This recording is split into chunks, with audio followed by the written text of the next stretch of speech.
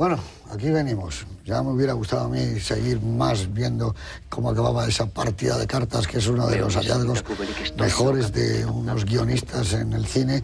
No hay beso final, no es una comedia que acaba con el abrazo, con el beso, sino que se corta, baraja y... venga, echa cartas, que es maravilloso. Mientras él le decía, señorita Cubeli, la quiero mucho. Anda, corta y da cartas.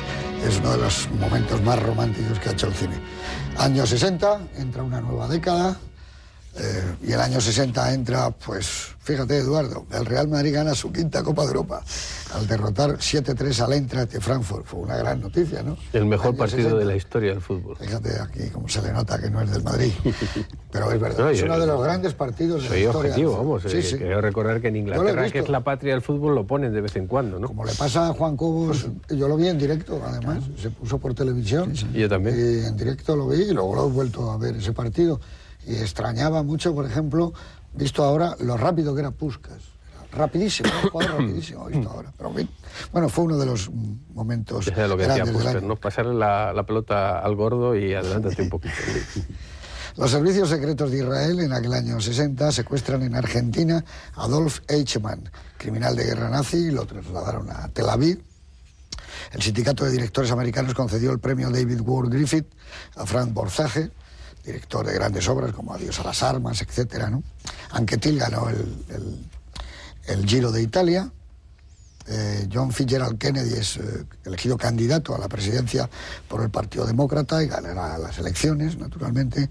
El año del apartamento, los grandes premios que se dieron en el cine fueron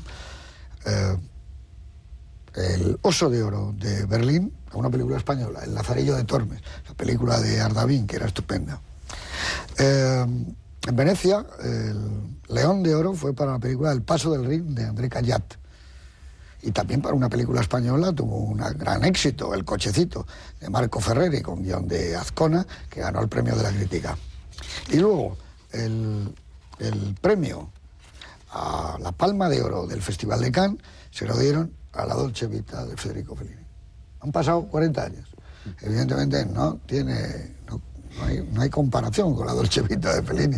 Cómo se ha quedado Fellini, incluso su 8,5, que no sé quién decía que tuvo que verla 2 veces, que es de las pocas veces que he ido 2 veces al cine para verla. Pero es curioso, ¿no? Cómo la pervivencia, el cine es un arte en ese aspecto, que el tiempo es el gran juez, ¿no? Es el año que Fidel Castro pronuncia en Nueva York, en Naciones Unidas, un discurso de 4 horas y media, y cuya presencia, la presencia del comandante Castro, le sugiere a Hitchcock la película Topaz, una película controvertida, que a mí me encanta, y que vamos a ver si ponemos en este programa.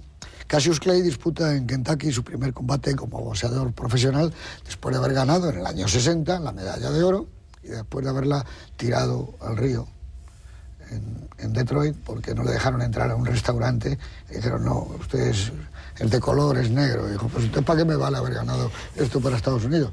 Se fue al río, tiró y ahí la dejó, y ahí seguirá, se supone. Digamos que es un año para el cine no muy bueno. Muere Clark Gable, cuya última película, Vidas Rebeldes, acabamos de ver recientemente en este programa. Se inaugura la ciudad de Brasilia, que pasará a ser la capital de Brasil, y era lo más moderno. Algunos cineastas inmediatamente mandaron allí un equipo con cámaras. El hombre de Río, Philippe de Broca, fue de los primeros que rodó Brasilia. El Reino Unido suprime el servicio militar obligatorio. Fallece el pobre, digo pobre en el sentido caritativo, por Dios, escritor ruso Boris Pasternak. Pobre porque no le dejaron ni gozar del premio Nobel, ni ir a por él, le amargaron los últimos años de su vida, después de haber hecho una novela que, leída hoy, no era eso que pensaban tampoco el Soviet Supremo, era una de las grandes historias de amor románticas en la línea de las de Tolstoy, era en la línea de Ana Karenina, en fin, no la supieron ver. El único que la supo ver muy bien fue David Lean, que hizo una película maravillosa, y muere en accidente de automóvil, un accidente estúpido, absurdo. Albert Camus, autor de La peste, El extranjero, portero de fútbol en su juventud en Orán, pero en fin, que fue una desgracia. Y ya vamos al apartamento, a esta película que describe, no sé, como un pintor, como un músico, describe su tiempo, ¿no? Igual que ves a Cézanne describir en un cuadro su tiempo, o a Renoir un baile en Pigalle o en Montmartre, es que ves esto y dices, es que era su tiempo, además es verdad, porque ha sido nuestro tiempo. Es asombroso. Sí, es que yo creo que Wilder, hay tres errores que se cometen a lo largo del tiempo con Wilder. Juan decía que en aquellos tiempos se fue muy injusto. Yo llegué a Wilder más tarde, a finales de los años 60, entonces a lo mejor era más fácil el análisis. El primero es que es un director sin estilo. Es una de las mayores falsedades que puede existir. Es uno de los directores con el estilo invisible que le gustaba a Hawks, a Ford, a los clásicos. Pero hay una cantidad de puesta en escena enorme. Pues doy un ejemplo. Cuando está hablando con Sheldrake por teléfono, Jack Lemmon desde su apartamento hace una suavísima panorámica para ver al fondo, en profundidad de campo y enmarcada en una puerta, a Shirley MacLaine que entra. Esto no es un recurso para no montar en el plano, sino que de alguna forma está uniendo a dos personajes que están muy separados con el que está hablando por teléfono, ¿no? Pues la entrada de Shirley MacLaine en el restaurante chino para encontrarse con Fred McMurray, la canción que entra muy en homenaje de Casablanca, como he dicho anteriormente, es otra muestra, ¿no? En segundo lugar, el hecho de que sea un cínico. Bueno, ya lo hemos dicho muchas veces cuando han aparecido aquí las películas de Wilder. Es un romántico. Lo que pasa es que es un romántico que mira la realidad con los ojos muy abiertos y señala un poco el aforismo clásico de castiga riendo mores, ¿no? Fustigar las costumbres pues riendo, ¿no? Y lo tercero es que es un cineasta muy físico, tan físico que casi todos los ambientes que describe son muy realistas. El trabajo de Trauner en la oficina, esa oficina que, como bien ha dicho Javier, es kafkiana de arriba abajo, ¿no? Claro. Ese apartamento, que no se puede ser un apartamento más triste, con esa fotografía tan mate, tan opaca, por otra parte excelente, de Joseph Lachelle, ¿no? En el que hay pues ese póster colgado del MoMA, esa raqueta que tiene al final incluso rastros de espagueti, ¿no? Sí. Esas calles de Nueva York, de las Eduardo, qué curioso. Por ejemplo, dices, el póster. Es un póster de Mondrian, ¿no? El que tiene colgado. Sí.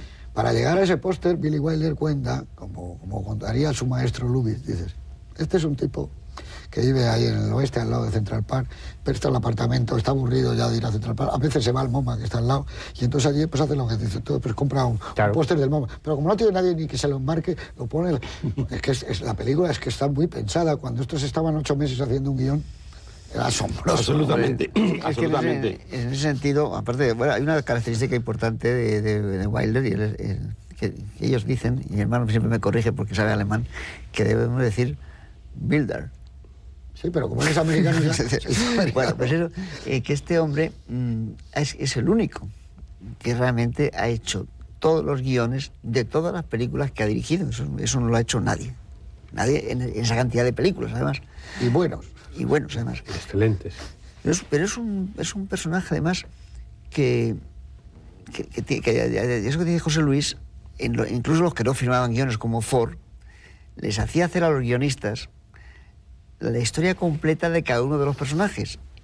Y Wilder, que nunca se ha hablado de que lo hiciese, pero sin embargo, en mente y en sus conversaciones con su colaborador con Diamond o con Brackett, hacían eso. Por eso estaban meses y meses trabajando y sabían exactamente en qué momento que podía ser, qué cenaba ese hombre, cómo cenaba, qué llevaba, cómo es ese apartamento. Ese apartamento, además, los he visto porque además en la misma calle que dice, porque iba a haber sido, los libros sí dicen el 69, pero para quitarle una posible connotación lo dejó en el 67. Y en el 67 yo estaba en casa de Elia Kazan, que vivía además en el oeste, en esa zona, y esa está perfectamente.